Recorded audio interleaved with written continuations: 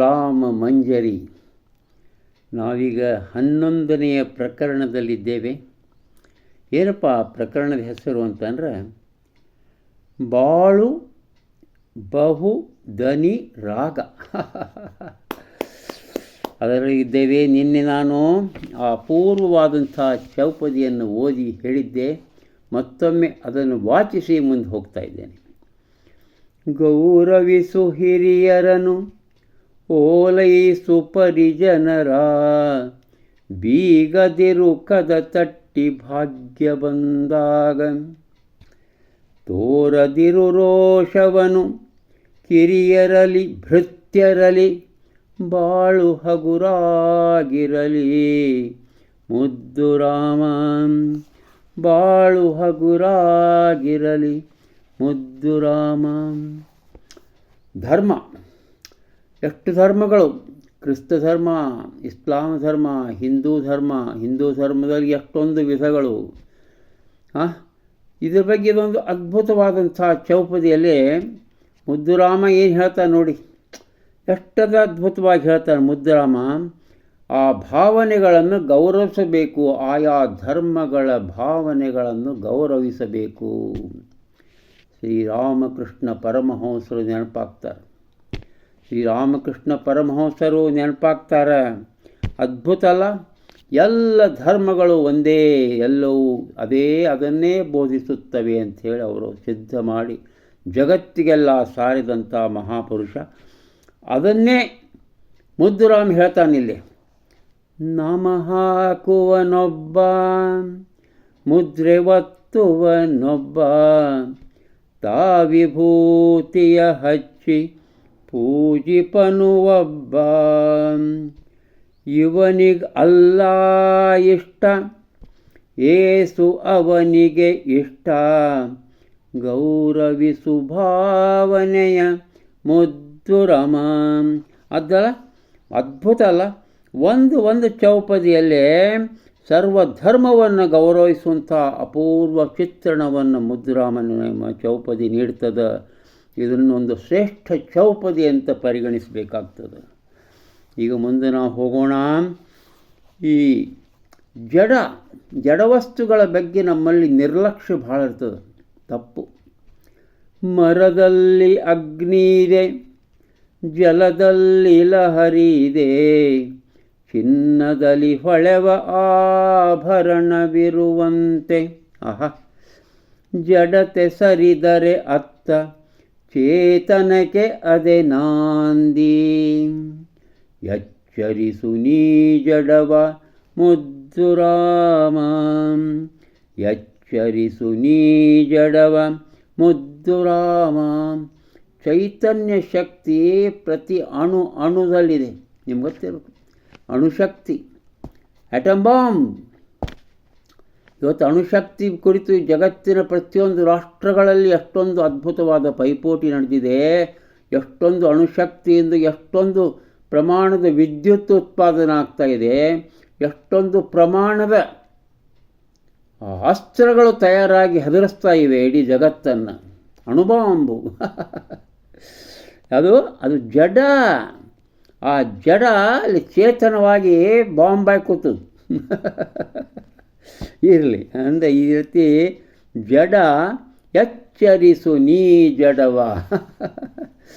ಆಮೇಲೆ ನಿಸರ್ಗ ಎಷ್ಟು ನಮ್ಗೆ ಉಪಕಾರಿಯಾಗ್ಯದ. ನಿಸರ್ಗ ಅನ್ರಿ, ಪ್ರಕೃತಿ ಅನ್ರಿ, ಎಲ್ಲ ಒಂದೇ. ಎಷ್ಟೊಂದು ಇದು ಮನುಷ್ಯನ ಜೀವನಕ್ಕೆ ನಿಸರ್ಗನ ಅನುಕೂಲ. ನಿಸರ್ಗದಿಂದನೇ ನಾವು ಬದುಕ್ತಾ ಇದ್ದೇವೆ, ನಿಸರ್ಗದಿಂದನೇ ಬದುಕ್ತಾ ಇದ್ದೇವೆ. ಅವು ಮೂರು ಯಾವು? ಗಾಳಿ, ನೀರು, ಬೆಳಕು, ಭೂಮಿ. ಹೌದಲ್ಲ? ಅದನ್ನ ಎಷ್ಟು ಚಂದ ವರ್ಣಿಸ್ತಾ ಇದ್ದ ನೋಡ್ರಿ ಮುದ್ದುರಾಮ. ಇದೆ ಗಾಳಿ ಉಸಿರಾಡು, ಇದೆ ನೀರು ಕುಡಿದು ನಲಿ, ಇದೆ ಬೆಳಕು ನೋಡಿ ಕಣ್ತುಂಬ ಸಂಭ್ರಮಿಸು. ಇಷ್ಟೆಲ್ಲ ಜೊತೆಗಿರಲು ಗೊಣಗಿ ನರಳುವುದೇಕೆ? ಇಷ್ಟೆಲ್ಲ ಜೊತೆಗಿರಲು ಗೊಣಗಿ ನರಳುವುದೇಕೆ? ಭಾಗ್ಯಶಾಲಿಯೋ ನೀನು ಮನುಷ್ಯ, ನೀನು ಭಾಗ್ಯಶಾಲಿಪ್ಪ, ನೀನು ಭಾಗ್ಯಶಾಲಿ. ಜೀವಿಗಳಲ್ಲಿ ನೀನು ಅತ್ಯಂತ ಭಾಗ್ಯಶಾಲಿ. ನೀನು ಇಷ್ಟೆಲ್ಲದ ನಿನಗೆ ಅನುಕೂಲ ಆಗುವಂಥ, ಬದುಕಲಿಕ್ಕೆ ಅನುಕೂಲ ಆಗುವಂಥ ಎಲ್ಲ ಇದೆ ಅಲ್ಲಿ, ಹೌದಲ್ಲ? ಆವಾಗ ಈಗ ನೀನು ಭಾಳಷ್ಟು ಭಾಗ್ಯಶಾಲಿ ಅಂತ ಹೇಳ್ತದೆ. ಆಮೇಲೆ ನೋಡೋದು ಕರ್ಮಗಳು, ಕರ್ತವ್ಯಗಳು, ಕಾಯಕಗಳು ಮಾಡಲೇಬೇಕಾಗ್ತದೆ. ಕರ್ಮ ಬಿಡದೆ ಇರಲಿಕ್ಕೆ ಸಾಧ್ಯನೇ ಇಲ್ಲ. ಮನುಷ್ಯ ಕೊನೆಯ ಉಸಿರು ಎಳೆಯುವ ತನಕನೂ ಕರ್ಮದ ಬಂಧನದಲ್ಲಿ, ಅಂದರೆ ಕರ್ಮ ಮಾಡುವುದರಲ್ಲಿಯೇ ತಾನು ತೊಡಗಿರ್ತಾನೆ. ಇದು ಒಂದು ಸಿದ್ಧಾಂತ ಅಲ್ಲ, ಇದು ಒಂದು ನಿಶ್ಚಿತವಾದ ಸ್ಥಿತಿ. ಎಸಗುವುದು ಅನಿವಾರ್ಯ, ಕರ್ಮ ಮಾಡೋದು ಅನಿವಾರ್ಯ. ಅದರಂತೆ ವ್ಯವಹಾರ, ಅವನಿಂದ ಎಲ್ಲ ಈ ಕರ್ಮ ಫಲಭೋಗ. ಇರಲಿ ಸಾಕ್ಷಿ ಪ್ರಜ್ಞೆ, ಹಬ್ಬ ಇರಲಿ ಸಾಕ್ಷಿ ಪ್ರಜ್ಞೆ, ಇರಲಿ ಸಾಕ್ಷಿ ಪ್ರಜ್ಞೆ, ಸಮತೆ ನಿಸ್ಸಂಗತ್ವ, ಬಾಳು ಅನುಪಮ ಯೋಗ. ಮುದ್ದು ರಾಮ, ಬಾಳು ಅನುಪಮ ಯೋಗ, ಮುದ್ದು ರಾಮ. ಏನು ಅದ್ಭುತದಲ್ರಿ ಅಲ್ಲ? ಕಾಯಕ ಬೇಕು, ಮಾಡಲೇಬೇಕು, ಕೆಲಸ ಕಾರ್ಯಗಳನ್ನು ಮಾಡಲೇಬೇಕು, ಫಲ ಸಿಗ್ತದ, ಫಲವನ್ನು ಅನುಭವಿಸಲೇಬೇಕು, ಹೌದಲ್ಲ? ಇದು ಲೌಕಿಕ ವ್ಯವಹಾರದಲ್ಲಿ ಇದೆಲ್ಲವೂ ಅತ್ಯಂತ ಸಾಮಾನ್ಯವಾದಂಥ ಇದು. ಇಲ್ಲೇ ಒಂದು ಸಾಕ್ಷಿ ಪ್ರಜ್ಞೆ ಅಂತ ಒಂದು ವಿಷಯ ಶಬ್ದ ಬರ್ತದೆ. ಭಾಳ ದೊಡ್ಡ ಅಧ್ಯಾತ್ಮದ ಅರ್ಥ ಇದು. ಸಾಕ್ಷಿ ಪ್ರಜ್ಞೆ ಅಂದ್ರೆ ಏನಪ್ಪ ಅಂದ್ರೆ, ಮನುಷ್ಯ ಅಂತರಂಗದೊಳಗೆ, ಹೃದಯದೊಳಗೆ ಜ್ಞಾನವಂತನಾಗಿ ತಿಳ್ಕೋಬೇಕು. ಏನು ನಡೆದದೆಲ್ಲ ತಿಳ್ಕೊಂಡು ಜ್ಞಾನವಂತನಾಗಬೇಕು. ಅದು ಸಾಕ್ಷಿ ಪ್ರಜ್ಞೆ, ಹೌದಲ್ಲ? ಸಾಕ್ಷಿ ಪ್ರಜ್ಞೆ ಅಂತ ಹೇಳ್ತದೆ. ಆಮೇಲೆ ನೋಡ್ರಿ, ಮತ್ತು ಸಮತೆ, ಎಲ್ಲವನ್ನು ಸಮಭಾವದಿಂದ ನೋಡಬೇಕು. ಆಮೇಲೆ ನಿಸ್ಸಂಗತ್ವ, ಏನು ದೊಡ್ಡ ದೊಡ್ಡ ಶಬ್ದಗಳು ಬಂದಾವ್ರಿ ಇದ್ರೊಳಗೆ.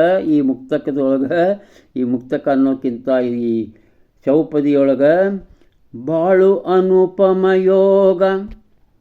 ಜೀವನ ಅಂದರೆ ಒಂದು ದೊಡ್ಡ ಯೋಗ, ಅನುಪಮ ಯೋಗ, ಶ್ರೇಷ್ಠವಾದ ಯೋಗ. ಇದಕ್ಕೆ ಉಪಮೇನೇ ಇಲ್ಲ. ಈ ಜೀವನಕ್ಕೆ ಜೀವನವೇ ಉಪಮೆ, ಜೀವನಕ್ಕೆ ಜೀವನವೇ ಉಪಮೆ. ಆ ನಿಸ್ಸಂಗತ್ವ ಅಂದರೆ ಏನು ರೀ? ನಿಸ್ಸಂಗತ್ವ ಅಂದರೆ ಏನು? ಭಾಳಷ್ಟು ತಲೆ ಕೆಡಿಸುವಂಥ ಶಬ್ದ ಅದು. ನಿಸ್ಸಂಗತ್ವ ಅಂದರೆ ಇಂಡಿಫರೆಂಟ್, ಇಂಗ್ಲೀಷ್ನಲ್ಲಿ ಇಂಡಿಫರೆಂಟ್ ಆಗಿರೋದು ಅಂತ. ಅಂದರೆ ಕಾಳಜಿ ಮಾಡಬಾರ್ದು, ಅಲಕ್ಷಿಸಬೇಕು. ಯಾವ ವಿಷಯವನ್ನು ನೀವು ಅಲಕ್ಷಿಸಬೇಕೋ ಆ ವಿಷಯವನ್ನು ಅಲಕ್ಷಿಸಬೇಕು. ಅದಕ್ಕೆ ನಿಸ್ಸಂಗತ್ವ ಅಂತಾರೆ, ಹೌದಲ್ಲ? ಅದಕ್ಕೆ ಅದ್ಭುತ, ಒಂದು ಭಾಳ ಶ್ರೇಷ್ಠವಾದ ಇದು ನುಡಿ. ಎಸಗುವುದು ಅನಿವಾರ್ಯ, ಅದರಂತೆ ವ್ಯವಹಾರ, ಅವನಿಂದ ಎಲ್ಲ ಈ ಕರ್ಮಫಲ ಭೋಗ.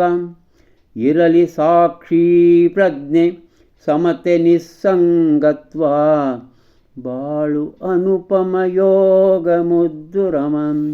ಇನ್ನೊಂದು ಕೊನೆಯದು ಇವತ್ತಿಂದು, ಹೆಂಗಪ್ಪ ಯೌವನದ ದಿನಗಳು ಹೆಂಗಿದ್ದು, ವೃದ್ಧಾಪ್ಯದಲ್ಲಿ ಹೆಂಗಿರಬೇಕು, ಈ ಲೋಕ ನಾಟಕದಲ್ಲಿ ಎಷ್ಟು ಮಜಾ ಇರ್ತದಲ್ಲ. ಅಂದರೆ ಜೀವನ ಅಂದರೆ ಒಂದು ನದಿ, ಒಂದು ಹರಿಯುವ